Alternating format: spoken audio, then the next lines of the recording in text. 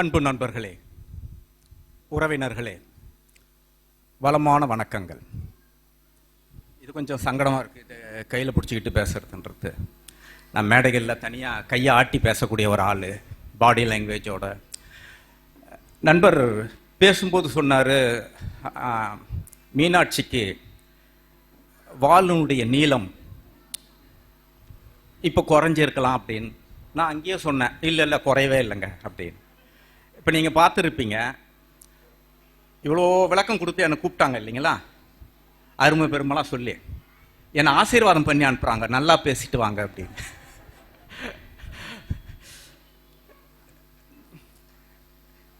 நண்பர்களே, இந்த அரங்கம் முழுக்க பேராசிரியர்களால் நிரம்பி இருக்கிறது. பேராசிரியர்கள் நிரம்பிய இந்த இடத்தில் ஒரு பத்திரிகை ஆசிரியன் பேசுகிறேன். ஆசு என்றால் குற்றம் குறை என்று பொருள். அரியர் என்றால் நீக்குபவர். குற்றம் குறைகளை நீக்குகிறவர் ஆசிரியர். அதில் பலத்த பெரியவர் பேராசிரியர். நான் பத்திரிகை ஆசிரியர். பத்திரம் என்ற சொல்லிலிருந்து தான் பத்திரிகை வந்தது. பத்திரமா பார்த்துக்கோ, உங்களை பத்திரமாக பார்த்து கொள்ளக்கூடிய ஒரு கருவிதான் பத்திரிகை. அதனுடைய ஆசிரியர் பத்திரிகை ஆசிரியர். இவ்விதமாகத்தான் பேராசிரியர்கள் நிரம்பிய இந்த அரங்கத்திலே ஒரு பத்திரிகை ஆசிரியர், ஒரு கவிஞன் பேச வந்திருக்கிறேன். நண்பர்களே, இந்த நிகழ்வு டாக்டர் எஸ் மீனாட்சி, ஆங்கில பேராசிரியர் மீனாட்சி அவர்கள் தமது மகனுக்காக எழுதிய ஆங்கில கவிதைகளை தொகுத்து நூலாக இங்கு வெளியிடுகிறார். Yazh Iniyan the rhythm of my heart என்கின்ற பெயரில் அவர் ஆங்கிலத்தில் எழுதிய கவிதைகளை இந்த இடத்தில் வெளியிட்டிருக்கிறார். ஆங்கிலத்தில் எழுதிய கவிதைகளை பேசுவதற்கு ஒரு தமிழ் கவிஞனை அழைத்திருக்கிறார்கள். ஏனென்றால் தமிழ் மட்டும்தான் உங்கள் காதுகளின் வழியாக கபாலத்தை திறந்து மூளையில் குந்திக் கொள்ளும். எனவேதான் என்னை அழைத்திருக்கிறார்கள் என்று நம்புகிறேன். மேலும் நான் கல்கி பத்திரிகையினுடைய தலைமை துணை ஆசிரியராக இருந்ததால் இதனுடைய நுட்பங்களை பேசுவதற்கு சரியாக இருக்கும் என்று அவர் கணித்திருக்கக்கூடும். நண்பர்களே, இந்த இடத்தில் நிறைய ஜெயின் கல்லூரி பேராசிரியர்கள் நிரம்பியிருக்கிறார்கள். பேராசிரியர் முதலில் பேராசிரியர் உமா மகேஸ்வரி மூலமாகத்தான் ஜெயின் கல்லூரிக்கு நான் நுழைந்தேன். கிட்டத்தட்ட ஜெயின் கல்லூரியிலே 5 கூட்டங்கள் பேசியிருக்கிறேன். சிறுகதை பயிற்சி பற்றிலிருந்து பரிசு கொடுக்கக்கூடிய நிகழ்ச்சி என்று ஜெர்னலிசம் கிளாஸஸ் வரைக்கும் ஒரு 5 கூட்டங்கள் ஜெயின் கல்லூரியிலே நான் பேசியிருக்கிறேன். ஜெயின் கல்லூரியின் வழியாகத்தான் எனக்கு பேராசிரியர் வனிதா அவர்கள் பழக்கமானார்கள். வனிதாவின் மூலமாகத்தான் மீனாட்சி அறிமுகமானார்கள். மீனாட்சியினுடைய நூலுக்காக இப்பொழுது நான் பேச வந்திருக்கிறேன். இப்படித்தான் இந்த இடத்துக்கு நான் வந்து சேர்வதற்கான ஒரு காரணம். நண்பர்களே, இந்த விழாவுக்கு வருவதற்கு ஒரு தூண்டுதல் இருக்கும் அல்லவா? அப்படி ஒரு தூண்டுதல் எது என்று பார்த்தால், இந்த மீனா புருஷன் யாரா அது அப்படின்னு பார்க்கறது தான் ஒரு தேடலா இருந்துச்சு. யாரா இந்த வாலு மீனா புருஷன்? பேராசிரியராக இருக்கட்டும், அவங்க டாக்டரா இருக்கட்டும், மீனா புருஷன் யாரா, அவரை முதல்ல வந்து பார்க்கணுமே அப்படின்னு பார்க்கறதுக்கு தான் எனக்கு ஆசையா இருந்தது இந்த கூட்டத்துக்கு வந்ததுக்கு. அதுக்கு என்ன காரணம்னா, ஒவ்வொரு ஆணினுடைய வெற்றிக்கு பின்னாலும் பெண் இருப்பாள். இந்த பெண்ணுக்கு பின்னால் இருக்கக்கூடிய ஆண் யார் என்பதை பார்ப்பதற்காகத்தான் நான் ஆவல்பட்டேன். நண்பர்களே, புத்தகம் பொறுத்து எழுதுறது சாதாரண விஷயம் இல்லைங்க. 1 கோடி ரூபாய் கோடீஸ்வரன் வச்சுங்களேன், 1 கோடி இல்லை, கோட்டீஸ்வரன். ஒரு கோட்டீஸ்வரனா இருப்பான், லட்சாதிபதியா இருப்பான், சொந்தமா 10 வரி எழுத தெரியாது, ஆள் வச்சுதான் எழுதுவான். அப்போ எழுதுவது என்பது ஒரு பெரிய வரம். அந்த வரத்தை கைப்பற்றியவர்கள் கடவுளின் பாக்கியம் பெற்றவர்கள். அப்படியான ஒரு பாக்கியம் பெற்றவராக மீனாட்சி இருக்கிறார். அவர் எழுதுவதற்கு பின்புலமாக பக்கபலமாக கணவர் இருக்கிறார் என்பதற்காகத்தான் அவரையும் சேர்த்து நாம் இந்த அரங்கத்திலே புகழ்கிறோம். நண்பர்களே, தமிழ் இலக்கியத்தில் இந்த புத்தகம் முழுக்க முழுக்க மீனாட்சி அவங்களுடைய பிள்ளையை பத்தி தான் எழுதியிருக்காங்க. இவ்வளோ தடி புக்கு அவங்க பிள்ளைய பத்தியா? புள்ள ஒரு சாக்கு, அவ்வளவுதான். பிள்ளைய சாக்கா வச்சுக்கிட்டு எனக்கு எழுத தெரியும் பார் அப்படின்னு காட்டிக்கிறது. பிள்ளைய சாக்கா வச்சு பிள்ளைக்கு சொல்ற மாதிரி புருஷனுக்கு சொல்றது. இந்த சாக்கிட்டு பேசுவாங்க பார்த்தீங்களா, அந்த மாதிரி பிள்ளைய சாக்கா வச்சுக்கிட்டு குடும்பத்தில் இருக்கிறவங்களுக்கு சொல்றது. புத்தகத்தை சாக்காக வைத்துக்கொண்டு சமூகத்துக்கு சொல்வது. ஆக இதுதான் இதனுடைய தாற்பயம், தவிர முழுக்க பிள்ளை மட்டுமே காரணம் அல்ல. குறிப்பாக முதலிலே சொல்லிவிட வேண்டும், இந்த புத்தகத்தை வடிவமைத்து அச்சிட்டிருப்பவர்கள் VTI பப்ளிகேஷன். ரொம்ப அழகா நேர்த்தியா இந்த புத்தகத்தை வடிவமைத்திருக்கிறார். அவர்களுக்கு பாராட்டுக்கள். இன்னொரு விஷயம், எந்த கலைஞனாக இருந்தாலும் அது பாராட்டுவது தான், பாராட்டுக்கு தானே இயங்குவான். அது எழுத்து கலைஞனாக இருந்தாலும் சரி, புகைப்பட கலைஞனாக இருந்தாலும் சரி. நான் இப்போ இந்த புத்தகத்தை நான் போடுறேன்னு வச்சுங்களேன், இவங்க போட்டிருக்காங்க Yazh Iniyan the rhythm of my ஹார்ட்னு போட்டிருக்காங்கல்ல. இந்த புத்தகத்தை நான் போட்டிருந்தேன்னு வச்சுங்க, ஈன்னு இழிக்கிற மாதிரி நான் தான் என் படத்தை பெருசா போட்டிருப்பேன். நான் தானே செலவு பண்றேன், என் மகன் நல்லா தெரியட்டுமே என்ன இப்போ அப்படின்னு. ஆனால் அம்மாவும் மகனும் கடலை பார்க்கிற முகம் தெரியாமல் பின்புறத்திலிருந்து எடுக்கப்பட்ட இந்த புகைப்படம், அந்த புகைப்பட கலைஞனுக்கு என்னுடைய பாராட்டுக்கள். ரொம்ப அழகான ஒரு புகைப்படத்தை, கலைத்துவமாக ஒரு புகைப்படத்தை அவர் எழுதியிருக்கிறார், போட்டிருக்காங்க. சரி, இந்த பிள்ளை இது மாதிரி மகனை பிள்ளைய வச்சு கவிதை எழுதுனது நம்ம சங்க இலக்கியங்கள்ல, நம்மளுடைய வரலாறுல, தமிழ் வரலாறுல இருக்குதா அப்படின்னு பார்த்தோம்னா இருக்குங்க. பிள்ளை தமிழ் அப்படின்னு தமிழ் இலக்கியத்துல ஒரு தனி வகைப்பாடு உண்டு, பிள்ளை தமிழ் அப்படின்னு. அது என்னன்னா, 3வது மாசத்திலிருந்து 21வது மாசம் வரை 10 பார்ட்டா பிரிச்சுப்பாங்க. 3வது மாசம் இருந்து 21வது மாசம் வரைக்கும் 10 பார்ட்டா பிரிச்சுக்கிட்டு ஒவ்வொரு பார்ட்டுக்கும் குழந்தைய ஸ்லாகிச்சு ஸ்லாகிச்சு ஸ்லாகிச்சு பாட்டு எழுதுவாங்க. இதுதான் பிள்ளை தமிழ்.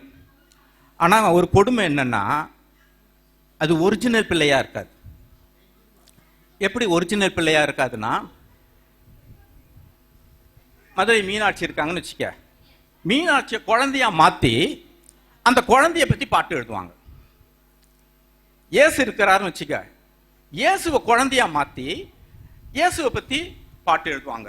நபிகள் நாயகத்தை பற்றி கூட பிள்ளை தமிழ் இருக்கிறது, எம்ஜிஆரை பற்றி கூட பிள்ளை தமிழ் இருக்கிறது. ஆக பிள்ளை தமிழ் என்கின்ற வகைப்பாடு என்ன என்றால், நமக்கு விருப்பமான கடவுளை, நபர்களை, ஆளுமைகளை குழந்தையாக மாற்றி கொஞ்சுவதுதான் அந்த பிள்ளை தமிழ். நண்பர்களே, இந்த மீனாட்சி என்ற பெயர் கூட சில ஞாபகத்துக்கு வரும்போதே சில விஷயங்களை சொல்லிடணும். மீனாட்சி என்கின்ற சொல்லுக்கு அர்த்தம் மீனை போன்ற கண்களை கொண்டு ஆட்சி செய்பவள். அவங்க புருஷன் ஆட்சி செய்யறாங்களா, கல்லூரி ஆட்சி செய்யறாங்களான்னு தெரியாது, ஆனால் ஆட்சி செய்பவள் என்பதை இந்த புத்தகத்தின் மூலமாக அவர் நிரூபித்து தான் இருக்கிறார். இன்னொரு விஷயம் இதுல என்னன்னா, பையனுடைய பேர் பையனுக்கு பேர் யாழ் இனியன், இனிஷியல் VM அப்படின்னு இருக்கு. அதாவது மீனாட்சியினுடைய பெயரும் சேர்ந்து இருக்கிறது இனிஷியலாக, அம்மாவின் இனிஷியலும் சேர்ந்து இருக்கு.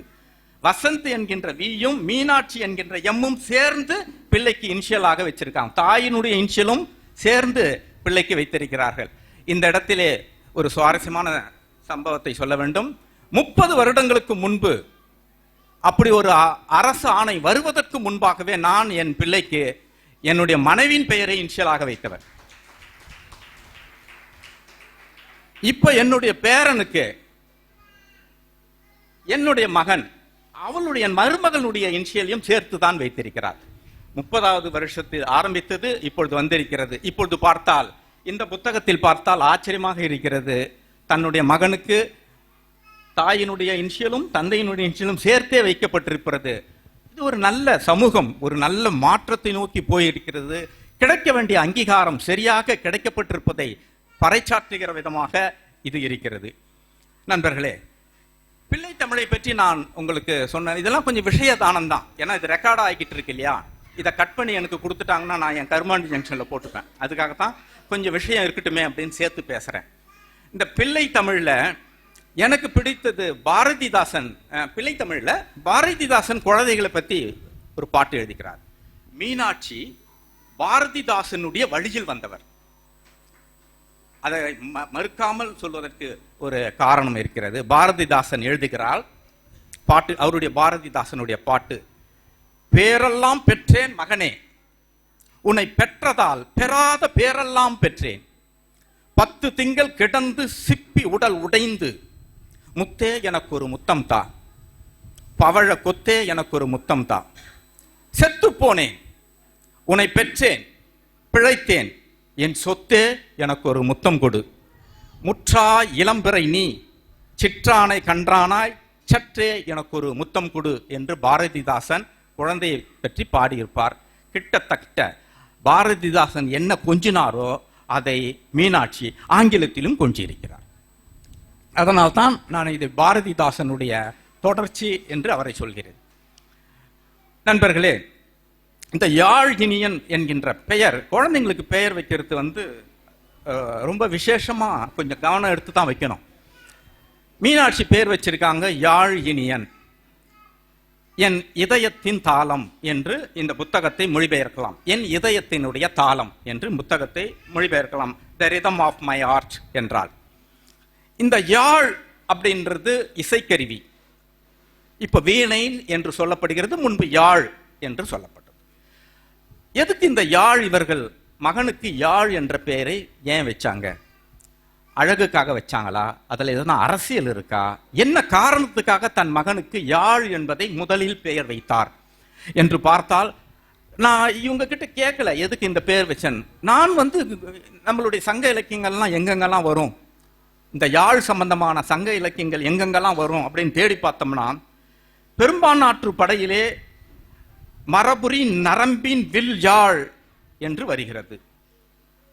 பத்துப்பாட்டிலே தொடைபடு பேரி யாழ் என்று வருகிறது. நெடுநல் வாடையிலே கருங்கோட்டு சீரி யாழ் என்று வருகிறது. அந்த யாழையா மீனாட்சி தன் மகனுக்கு பேராக வைத்தார்? அந்த சங்க இலக்கியங்கள் வரக்கூடிய யாழ் எதுவுமே அவர் கணக்கில் எடுத்துக்கொள்ளவே இல்லை. ராவணன் இசைத்த யாழ் தான் இந்த மகனுக்கு அவர் பெயராக சூட்டியிருக்கிறார். ராவணனுடைய கொடியிலே யாழ் தான் இருக்கும். ஒவ்வொருத்தர் கொடியில ஒவ்வொரு சின்னம் இருக்கு இல்லைங்களா? பீமருக்கு, தர்மருக்கு, ஒவ்வொருத்தரும் அவங்கவுங்க கொடியில் இருக்கும் இல்லைங்களா? அது மாதிரி ராவணனுடைய கொடியினுடைய சின்னம் யாழ் தான். ராவணன் தன்னுடைய தொடை நரம்பை உருவி எடுத்து அதை யாழாக மாற்றி அதை யாழை மீட்டி சிவனை மகிழ்வித்தான் என்று நம்மளுடைய இலக்கியங்கள் பேசுகிறது. ஆக அப்படிப்பட்ட ராவணனுடைய யாழைத்தான் மீனாட்சி தன்னுடைய குழந்தைக்கு வைத்திருக்கிறார். இந்த பெயர் காரணத்துக்காகவே அவரை பாராட்டலாம். நண்பர்களே, இந்த புத்தகத்தில் இருக்கக்கூடிய சின்ன சின்ன கவிதையினுடைய ரசனையான பகுதிகளை மட்டும் சொல்லி நான் விடைபெற விரும்புகிறேன். 29வது பக்கத்திலே ராவணாஸ் யாழ் என்று ஒரு பாடல் வருகிறது ஆங்கிலத்திலே. நீங்கள் ஆங்கிலத்தில் படித்துக் கொள்ளுங்கள். 29வது பாடல். நான் தமிழிலே அதற்கு கோனார் உரை எழுதுகிறேன். மண்டியிட மறுப்பவர்களை கண்டுதான் வரலாறு அஞ்சும். இது ஏன் டயலாக் இல்லைங்க, அவங்க எழுதின ஆங்கிலத்தினுடைய தமிழாக்கத்தை நான் உங்ககிட்ட சொல்றேன். மண்டியிட மறுப்பவர்களை கண்டுதான் வரலாறு அஞ்சும். பணியாதவன் ராவணன், அவன் யாழ் மீட்டும் போது அது இசை அல்ல போர். கடன் பெற்ற மொழியில் சுற்றப்பட்ட பெயர் அல்ல. கடன் பெற்ற மொழியில் சுற்றப்பட்ட பெயர் அல்ல. கடன் பெற்ற மொழி எது? சமஸ்கிருதம். சமஸ்கிருதத்தில் என் பிள்ளைக்கு நான் பெயர் வைக்கல. அவங்க சொல்றாங்க கடன் பெற்ற மொழியில் சுற்றப்பட்ட பெயர் அல்ல, வெற்று மந்திரத்தில் மூழ்கிய பெயர் அல்ல, அழகான தமிழ் பெயர், அதுவும் ஒரு வீரனின் கையை அலங்கரித்த யாழ். ராவணன் மீட்டிய யாழாக உன் குரல் இருக்கட்டும் மகனே என்று எழுதுகிறார் 29வது பக்கத்திலே. நண்பர்களே, யாழ் ரொம்ப இனிமையான ஓசை. யாழை மட்டுமே இனிமே இனிமே இனிமைன்னு கொண்டாடிட்டு போயிட்டோம்னா அதுக்கு ஆப்போசிட்ல கொஞ்சம் கரடு முரடான அல்லது ஆக்ரோஷமான அல்லது வீரம் ததும்பக்கூடிய உங்களை தூங்க விடாமல் செய்யக்கூடிய ஒரு இசை இருக்கும் என்றால் அது பறை இசைதான். 33வது பக்கத்திலே ஒரு கவிதையில் அவர் சொல்கிறார், சங்கிலியை அறுக்கும் தாளம் பறை என்று தலைப்பிட்டு, புரட்சிகள் ஒருபோதும் அனுமதி கேட்பதில்லை, அவை தானாகவே தொடங்குகிறது. நண்பர்களே, இதெல்லாம் அவர்கள் எழுதிய ஆங்கில கவிதையினுடைய தமிழாக்கம். இது நான் என்னுடைய வரி இல்லை, திரும்ப சொல்றேன். இப்ப நான் சொல்றது எல்லாமே அவர்கள் ஆங்கிலத்தில் எழுதிய கவிதையினுடைய தமிழாக்கம். இதன் வழியாக அவருடைய திறமை என்ன, அவருடைய அழகு என்ன என்பதை நீங்கள் புரிந்து கொள்ளலாம். புரட்சிகள் ஒருபோதும் அனுமதி கேட்பதில்லை, அவை தானாகவே தொடங்குகிறது. பறை ஒரு ஜாதிக்கானது அல்ல, வாழ்வின் கருவி, சுதந்திரத்தின் குரல் என்பதாக நிறைய பேசுகிறார். மகனை சாக்காக வைத்து நிறைய சமூக கருத்துக்களை இந்த நூலிலே மீனாட்சி சொல்லியிருக்கிறார். நண்பர்களே, பிரசவ வார்டு பற்றி ஒரு கவிதை எழுதியிருக்கிறார், வெயிட்டிங், காத்திருப்பு என்று. அந்த இடத்துல கவித்துவமான ஒரு வரி, வலிக்கும் நோக்கத்துக்கும் இடைப்பட்டது இந்த அறை என்று எழுதுகிறார். வலிக்கும் நோக்கத்துக்கும் இடைப்பட்டது. வலி பிரசவ வலி, நோக்கம் நான் அம்மாவாகணும். அம்மாவாகணும் என்ற நோக்கத்துக்கும் என்னுடைய வலிக்கும் இடையில் இந்த அறை இருக்கிறது என்று இருக்கிறார். அதோட சொல்லிட்டு அது கவிதை இல்லை. ஆமா, எல்லாருக்கும் தான் வலி வரும், எல்லாரும் தான் பிரசவ வார்டில் இருப்பாங்க. இதுல என்ன வலிக்கும் நோக்கத்துக்கும் நடுவில் என்ன? ஒவ்வொரு அம்மாவும் அந்த நோக்கத்துக்காக தான் போயிருப்பாங்க அந்த அறையில. அப்போ கவிதை அங்க முழுமை அடையல. கவிதை எங்க முழுமை அடைகிறது என்றால், இந்த அறை ஒரு குருகுலம், நாங்கள் கற்றுக்கொண்டு இருந்தோம் என்று எழுதுகிறார். அதுதான் அங்க கவிதை. இந்த அறை ஒரு குருகுலம், நாங்கள் கற்றுக்கொண்டு இருந்தோம். என்ன கற்றுக்கொண்டு? மகனாவது எப்படி என்று அவனும், தாயாவது எப்படி என்று நானும் கற்றுக்கொண்டு இருந்தோம் அந்த அறையில் என்று எழுதுகிறார். இதுதான் ஒரு கவிதை, ஒரு கவிதாயினி மலர்ந்து விட்டார் என்பதற்கான சாத்தியங்கள். ரொம்ப எமோஷனலான அல்லது ரொம்ப உணர்ச்சியா அல்லது ரொம்ப அரிதான கிடைக்காது, நிறைய பேருக்கு கிடைக்காதுங்க. அந்த மாதிரி ஒரு அனுபவம் கிடைக்காது. அது மீனாட்சிக்கு கடவுள் நம்பிக்கை இருக்குதான்னு தெரியல. மீனாட்சிக்கு கடவுள் நம்பிக்கை இருக்காதுன்னு நினைக்கிறேன். ஏன்னா சிரிக்க அந்த நக்கல் சிரிப்பை பார்த்தாலே தெரியுது, போயா அப்படின்ற மாதிரி இருக்காது. ஆனா நான் ரொம்ப கடவுள் நம்பிக்கை உள்ளவன். நான் ஒரு சிவபக்தன். தமிழகத்தில் மட்டும் சித்தர்களுடைய ஜீவ சமாதிகள் 40 ஜீவ சமாதிகளை தேடி தேடி கல்கி பத்திரிகைக்காக கண்டுபிடித்து எழுதியவன். எனவே நான் கடவுள் நம்பிக்கை உள்ளவன். நண்பர்களே, எதுக்கு இதை சொல்ல வர்றேன்னா, ஒரு கவிதை இருக்குங்க, த லிட்டிலஸ்ட் சீஃப் கெஸ்ட் அப்படின்னு ஒரு கவிதை எழுதிக்கிறாங்க. சின்னஞ்சிறிய சிறப்பு விருந்தினர் அப்படின்னு அந்த கவிதைக்கு நாங்க மாத்தனா அப்படி மாத்திப்போம். பிரமாதமான காட்சிங்க. அது என்னன்னா, ஜூன் 10ஆம் தேதி 2023க்கு இவங்க வைவா நடக்குது, டாக்டர் பட்டம் வாங்குறதுக்கான வைவா நடக்குது. அங்க அவங்க பையன் வந்திருக்கான், தொணன்னு பேசிக்கிட்டு இருப்பான் போல இருக்கு. பின்னாடி இருந்துகிட்டு அவன் பேசிக்கிட்டே இருக்கிறான். அம்மா மைக்கில் பேசுறா, நானும் பேசணும். அந்த டயலாக் அப்படியே உள்ள வருது. அம்மா மைக்கில் பேசுறா, நானும் பேசணும். அந்த குரல் அந்த வைவா நடக்கிற இடத்தினுடைய சூழலையே உடைக்குது. அவங்க சொல்றாங்க, அந்த குரல் அந்த அரங்கத்தினுடைய சூழலின் கணத்தையே உடைத்து விட்டது. உடைத்த அந்த நேரத்தில் நான் அந்த அரங்கத்தில் நான் டாக்டராக அறிவிக்கப்பட்டேன் என்று சொல்கிறார். சொல்லிட்டா அத்தோட முடிஞ்சு போச்சு. ஆமா, பின்னாடி குழந்தை இருக்குது, கத்திக்கிட்டே இருந்தது, அம்மா பேசுறான். நான் அந்த நேரத்துல தான் இன்று முதல் டாக்டர் மீனாட்சியாக அறிவிக்கிறோம். அது ஒரு பெரிய விஷயம் இல்லைல்ல. ஆனா அவங்க கீழே எழுதுறாங்க, எனக்கு தெரியும் மகனே, என்னை மன்னித்து விடு, உன்னை நான் ரொம்ப மிஸ் பண்ணியிருக்கேன், ஆயினும் இழந்ததையெல்லாம் நீ மீட்டு தருவாய் என்று நம்புகிறேன் என்று எழுதுகிறார். அதுதான் ஒரு தாய். அந்த இடம் கிடைக்காதுல்ல. ஒரு டாக்டர் பட்டம் வாங்குறப்போ ஒரு குழந்தைய வச்சுக்கிட்டு ஒருத்தர் டாக்டர் பட்டம் வாங்குறதுன்றது எல்லாருக்கும் கிடைக்கக்கூடிய சந்தர்ப்பமா? கிடையாதுல்ல. நண்பர்களே, இன்னொரு சுவாரஸ்யமான சம்பவம். மீனாவுடைய அப்பா குழந்தையா இருக்கிறப்போ காலில் செருப்பு மாட்டுறாரு. எங்க அப்பா காலில் எனக்கு சின்ன வயசா இருக்கும்போது செருப்பு மாட்டுறாரு. நான் நடக்க தொடங்கினேன், என்னுடைய பயணம் தொடங்க ஆரம்பிக்கிறது என்று எழுதுகிறார். அதுக்கு பிறகு திருப்பி இப்போ இந்த காலகட்டத்துக்கு அவங்க வராங்க. என் மகன் ஒரு செருப்பை கொண்டு வந்து காலின் கீழே வைத்து, அம்மா இத பாருங்க என்கிறான். அந்த செருப்பு, இதாங்க கவிதைய என்கிற மாதிரி ஆட்கள் சிலாகிக்கிற இடமே தான். அந்த செருப்பு என் ஆன்மாவை அளவெடுத்தது போல் இருந்தது. அந்த செருப்பு என் ஆன்மாவை அளவெடுத்தது போல் இருந்தது. உயிரை அளவெடுக்கிற மாதிரி இருந்துச்சு அந்த செருப்பு. பையன் எடுத்தாந்து போடுற அந்த செருப்பு ஆன்மாவை அளவெடுத்தது போல் இருந்தது என்று சொல்லி, அப்பொழுது நான் சிறுமியாக மாறிவிட்டேன். என் பயணம் பாதுகாப்பாக இருந்தது. டாக்டர் மீனாட்சி கிட்ட பையன் செருப்பு எடுத்தாந்து போட்டு, அம்மா போட்டுக்கமானும் போது அந்த செருப்பினுடைய சைஸ் ஆன்மாவினுடைய சைஸ் மாதிரி இருந்தது. டாக்டர் ஆனா சின்ன பிள்ளையா மாறிட்டேன். இப்போ சின்ன பிள்ளையா நான் மாறினேன். என் பயணம் இப்ப பாதுகாப்பா. பெருசா இருந்தா தானே தொல்லை. சின்ன பிள்ளையா மாறிட்டா பாதுகாப்பு தானாவே வந்துடும் இல்ல. எனவே பாதுகாப்பான பயணத்தை நான் உணர்ந்தேன் என்று சொல்கிறார். நண்பர்களே, கடைசியாக இதயத்தின் தாளம் என்று மீனாட்சி எதை சொல்கிறார்? குழந்தையா, அதனுடைய மழலை தன்மையா, இல்லை அவனுக்காக போதனையை பாடத்திட்டத்தை தான் இதயத்தின் நாளம் என்று சொல்கிறாரா? தெரியாது. ஆனால் மிக தீர்க்கமாக 60வது பக்கத்திலே 60வது கவிதையிலே மீனா வெற்றி பெறுகிற இடம் எது தெரியுமா?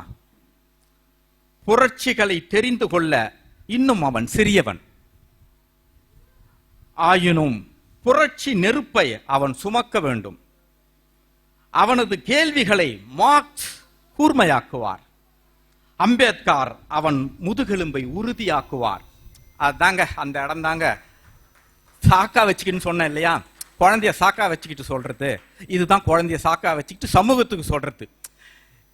நீ உன்னுடைய வாழ்க்கை இந்த சமூகத்தில் வெற்றிகரமா இருக்கணும்னா என்னுடைய வாழ்க்கை இல்ல, என்னை சுற்றி இருப்பவர்களுடைய வாழ்க்கை, என் மக்களுடைய வாழ்க்கை அது வெற்றிகரமாக இருக்க வேண்டும் என்றால் உன்னுடைய கேள்வி கூர்மையாக இருக்க வேண்டும். கேள்வி எப்போ கூர்மையா இருக்கும்? மார்க்ஸ் உள்ள வந்துட்டான்னா கேள்வி கூர்மையாயிடும். மகனே, மார்க்ஸை ஒருபோதும் விட்டு விடாதே. சரி, மார்க்ஸ் வந்துட்டாரு. என்னதான் பெரிய பெரிய படிச்சவன் கூட பெரிய பதவி உயர்வுக்கு வந்துட்ட பிறகு சட்டுன்னு அப்படி கூனி குறுகுவான்ல, அப்படி சலாம் போடுவான்ல. அந்த மாதிரி பண்ண முடியாத ஒரு முதுகெலும்பு எப்போ வரும்? விரைச்சிக்கிட்டு நிக்கிற முதுகெலும்பால தான் வரும். அந்த முதுகெலும்பை எவனுக்கெல்லாம் இருக்குது நீங்க ஆராய்ச்சி பண்ணி பாருங்க. அம்பேத்கரை முழுமையாக படித்தவனுக்கெல்லாம் அந்த முதுகெலும்பு இருக்கும். எனவே அதையும் ஒருபோது விட்டுவிடாதே என்று அவர் தன்னுடைய கவிதைகள் எழுதுகிறார். அன்பு என்பது சலுகை அல்ல. நான் ஒருத்தர் மேல அன்பா இருக்கிறேன்னா அது சலுகையாங்க? நம்ம ஐ லவ் யூ உன் மேல ரொம்ப அன்பா இருக்கிறேன்னா அது என்ன? அது சலுகை? அது உரிமை. அது நான் உன் மேல அன்பா இருக்கிறேன் அப்படித்தான் சொல்லணும். நான் உன் மேல அன்பா இருக்கிறேன் சொல்லு. அந்த கெஞ்சல் கொஞ்சலாம் இருக்கக்கூடாது. நான் உன் மேல அன்பா இருக்கிறேன். அன்பு என்பது சலுகை அல்ல, உரிமை என்று அவர் சொல்கிறார். அப்புறம் பையன்கிட்ட சொல்றாங்க, இந்த உலகம் யாரையெல்லாம் கைவிட்டதோ அவர்களின் கரங்களை பற்றிக்கொள். ஜெயிச்சவங்க கையை பிடிச்சிக்காதரா, அதுக்கு 1000 பேர் இருக்கிறானுங்கடா. தோத்துட்டவன் முன்னேற முடியாம இருக்கிறவங்க கையெல்லாம் கெட்டியா பிடிச்சிக்கோ என்று தன் மகனுக்கு இந்த கவிதையின் வழியாக அவன் சொல்கிறார். மாற்றத்திற்காக என் மகன் காத்திருக்க மாட்டான், அவனே மாற்றமாக வருவான். அதுதான் அவங்க எழுதுற ஒரு ஃபைனல். மாற்றத்துக்காக காத்திருக்க மாட்டான், அவனே மாற்றமாக வருவான். ஆக இறுதியாக முடிப்பது என்றால், யாழ் இனியன் ஒரு தலைவனாக வேண்டும் என்பதுதான் மீனாட்சி என்ற தாயின் ஆசையாக இருக்கிறது. இந்த நூலிலே டாக்டரா வரணும், இன்ஜினியரா வரணும் அதெல்லாம் இல்லைங்க. இந்த அப்படி இல்லைங்க, சுத்தமா இல்லைங்க. அப்படி பையன் டாக்டர் ஆகி ஊசி போடுவான், அதை போடுவான், அதெல்லாம் இல்லைங்க. என் பையன் தலைவனா வரணும்ன்றத தாங்க இந்த புக்கில் இருக்கு. அதுக்கு தாங்க ஏங்கல்ஸ், மார்க்ஸ், அம்பேத்கர், பறை எல்லாமே சேர்ந்து வரத்துக்கான காரணம் என் மகன் தலைவனாக வேண்டும் என்பதுதான் இந்த தாயினுடைய ஆசையாக இருக்கிறது. அதை போதிப்பதற்கு கவிதையை சாக்காக வைத்துக்கொண்டு மகன் வழியாக இன்ன பிறருக்கும் மீனாட்சி பாடம் எடுக்கிறார். உண்மையிலே எனக்கு பொறாமையாக இருக்கிறது. வனிதா என்னுடைய நூட்களை எல்லாம் ஒரு பட்டியல் போட்டார்கள். நான் வாங்கிய விருதுகளை எல்லாம் பட்டியல் போட்டார்கள். இப்போ 2 மாசத்துக்கு முன்னாடி என்னுடைய நாவல் பரதி நல்லபடியா போய் இப்போ அது அதிகமாக மக்கள் கிட்ட போகிறதுக்காக மக்கள் பதிப்பாகவும் மாற்றி இருக்காங்க. 300 ரூபாய் புக்கை 150 ரூபாய்க்கு இன்னும் நிறைய பேருக்கு போறதுக்கு பண்ணியிருக்காங்க. உண்மையிலங்க ஒரு எழுத்தாளனா இந்த இடத்தில் எனக்கு பொறாமையாகவும் குற்ற உணர்ச்சியாகவும் இருக்கிறது. மீனாட்சியை போல சமூக பிரஞ்சையோடு வெளிப்படையாக உக்கிரமாக நான் எழுதவே இல்லை. அந்த ஒரு வகையில் மீனாட்சி, நாங்கெல்லாம் கலைத்துவம் கலை தேடக்கூடாதுன்றதுலயே இருந்துட்டோம். மீனாட்சி கலை கலைக்காக இல்லை, கலை மக்களுக்காக என்கின்ற தாத்பரியத்தை உணர்ந்து கொண்டு எழுதுகிறார். எனவே இந்த அரங்கத்திற்கு நான் வந்ததும் பேசுவதும் பெருமிதத்தோடு வாழ்த்துகிறேன் மீனாட்சிக்கு. நண்பர்களே, இந்த புத்தகம் மட்டும் தமிழில் வந்திருந்தால் நிறைய விருதுகளை வாங்கியிருக்கும். பல இலக்கிய விருதுகளுக்கு நானே நடுவராக போயிருக்கிறேன். தமிழ்நாட்டிலே ஒரு 5-6 விருது கொடுக்குற அமைப்புக்கு நான் நடுவராக போயிருக்கேன். நிச்சயமா இது தமிழில் வந்திருந்தா இந்த வருஷத்தில் ஒரு 4-5 விருதை வாங்கியிருக்கும். ஒரு பின்னடைவு, இது ஆங்கிலத்தில் இருக்கிறது. ஏன் ஆங்கிலத்தை போட வேண்டிய அவசியம் என்ன? தமிழகத்தை தாண்டி என் கருத்துக்கள் இந்தியா முழுக்க பரவ வேண்டும் என்பதற்காகத்தான் அவர் ஆங்கிலத்தில் இதை எழுதியிருக்கிறார். அந்த கருத்து வெற்றி பெறும். என்னுடைய மனப்பூர்வமான வாழ்த்துக்கள் டாக்டர் மீனாட்சிக்கு.